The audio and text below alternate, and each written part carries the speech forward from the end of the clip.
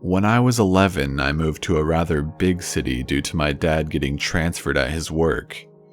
Before that, I lived in a relatively small town known for practically nothing. I loved that town with all my heart, and I still love it even today, but this experience shattered my little kid illusion that it was safe and nothing bad could ever happen to anyone. I lived in a very close-knit neighborhood where all the parents knew each other and all of the kids were friends. At the end of my street was a small, half-built house that became sort of the neighborhood hangout for everyone. It had been abandoned during its construction for unknown reasons, and it sat there for nearly 2 years before we all decided it was the perfect clubhouse. All of the kids would walk home from school together, stop in to tell their parents where they were going, and then head down to the house. One Saturday, I went across the street to my friend's house and asked if she wanted to go to the clubhouse with me. She said she was eating lunch, but that she'd meet me there as soon as she was done. I was only 7 at the time, but my parents trusted me enough not to get into any trouble or run off somewhere, so I headed down to the house to wait. I was sitting on the front steps of the house when a white car with very darkly tinted windows pulled up to the curb. To my young mind, it looked exactly like a police car, just without the lights on top of it, so I thought they were undercover or something. I was 7, cut me some slack. The driver of the car rolled down the passenger window and leaned over the seat, and I could see he was wearing a police officer's uniform and aviator sunglasses. He waved me over, and not wanting to make the cop angry, I approached the passenger side of the car. "Hey there, do you think you could help me with something?" he asked me. He seemed nice enough, so I told him that I'd try. He went on to show me a picture of a little girl I'd never seen before and asked if I knew her. I shook my head, and he told me that she was missing and that her parents really wanted her back, but he was having trouble finding her. At that point, my friend from earlier, Anna, had showed up. The guy asked Anna if she had seen the little girl, but she hadn't seen her either. He then seemed to get really sad and shook his head and said, "I just really wish I could find her. Do you two want to help me look? If you can get in my car, we can drive around and see if we can find her." To me, that sounded awesome, and I threw all notions of stranger danger out the window. I'd never been in a police car before and thought I'd have the time of my life, but Anna seemed to have her head on right that day and politely declined. This visibly upset the guy, and he got really angry, telling us he'd arrest us if we didn't get in the car and help him.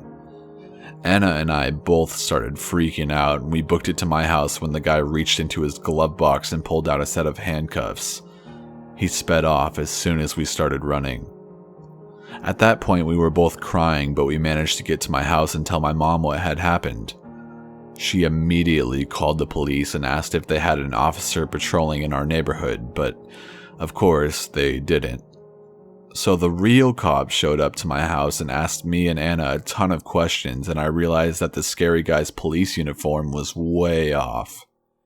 They tried to get a description from us, but he was wearing a hat and sunglasses that blocked most of his face, so it didn't really amount to much. We were, however, able to provide a description of the little girl in the picture. As far as I know, nothing happened with the guy. I've tried searching for any news articles, but I haven't found anything. The description we gave of the little girl didn't match any missing people within a 100-mile radius of our town, so nothing really came of that either. After that, none of the kids in my neighborhood were allowed to go to the clubhouse or be outside without at least one parent supervising us.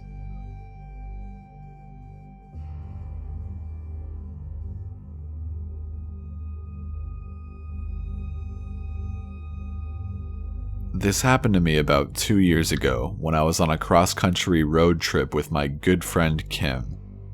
We started in the Northwest and our final destination was in Georgia.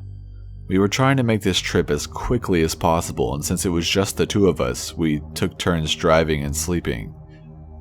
We had just passed through Laramie, Wyoming, where I got pulled over for speeding. It wasn't by much, only 10 miles over the speed limit. I apologized to the police officer and he kindly let us off the hook since our car had no cruise control and we had a long way to go ahead. After leaving Laramie, we didn't stop for a long time and the highway rarely cut through any towns.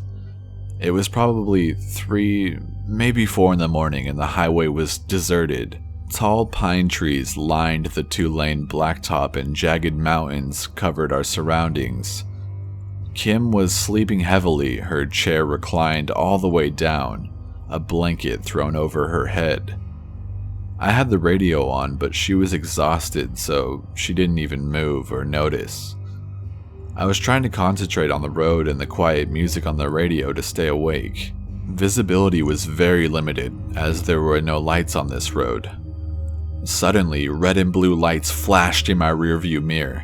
I hastily looked at my speedometer, but I was diligently following the speed limit after the narrow escape from the ticket earlier. I pulled over, killed my engine, and rolled down my window. The cop car behind me appeared to be an unmarked vehicle, but it was hard to tell because it was so dark. Kim didn't even move as the police officer approached my window. "Ma'am," he said, "do you know why I pulled you over today?"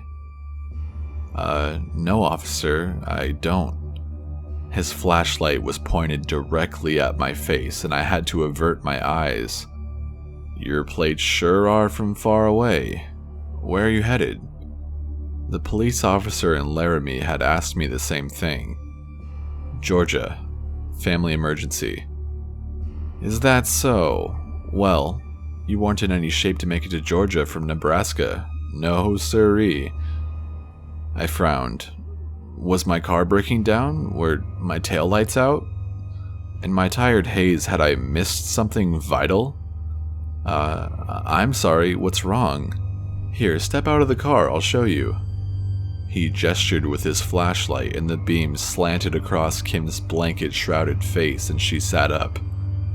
She yawned. "What's going on?" The police officer abruptly turned, walked away, and got into his car. He flipped a U-turn and sped off in the opposite direction down the highway. Kim and I stared at each other for a moment before I started the car, rolled up the window, and sped off with no regard for the speed limit this time.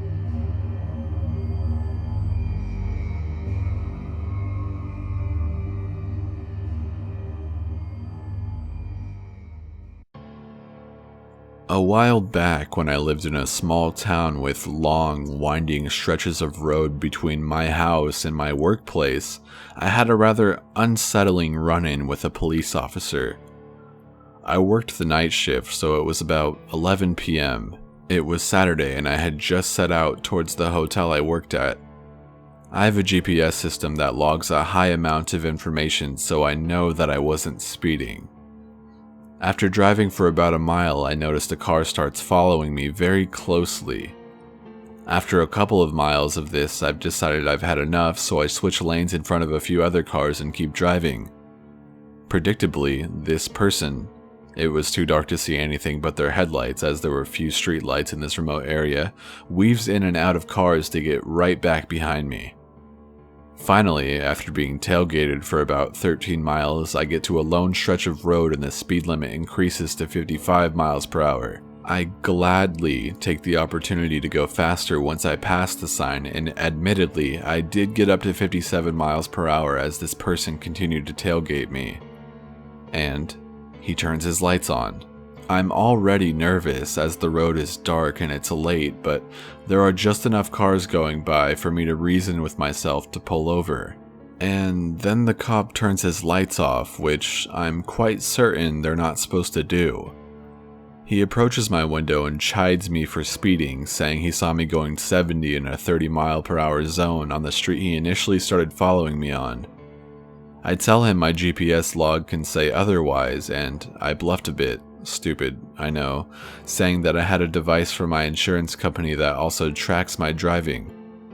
He claims he saw me weaving all over the road and assumed I was drunk, and I question why, if I was speeding so seriously and driving so poorly, he followed me for 13 miles, passing said obvious drunk drivers and people speeding past us to do so, instead of pulling me over immediately. Completely ignoring my question, the cop glances down and says my car is going to cause the grass I'm parked on to catch fire. Now, you're probably thinking what I'm thinking. What the fuck? That makes no sense. And then he asked me to pull into an empty lot on top of a nearby hill, a lot that was completely impossible to see from the road. Nervous, I act as if I'm going to, and accidentally, not really, pass it only to pull into a residential parking lot with all the lights on. The cop gets out, obviously angry, and demands to see my license and registration. I turned it in and he gets in his car for just a few minutes, during which I quite obviously get my phone out and tell my coworkers what's going on. He then gets out of the car, returns my information claiming he let me off with a warning, and drives off quickly. He returned my registration but kept my license, and the slip had a bunch of scribbles on it in place of any real words. The next day I called the station looking for my license, and of course, he hadn't turned it in. I told them what had happened and gave them some information that they asked for, including some numbers on the ticket that I could read, and they said they'd look into it. The next few days, I did see a cop car on the roads near my house, but I wrote it off as noticing something normal out of paranoia. My father thought I was being ridiculous, which upset me quite a bit as I still had, and have, that fake ticket. Luckily, I'd been planning a move and moved out of state just a week or so later, but I hope that my complaint was looked into and that man didn't do anything wrong to anyone else. I don't know if he was a real cop or a fake cop, but nonetheless, the experience was definitely scary.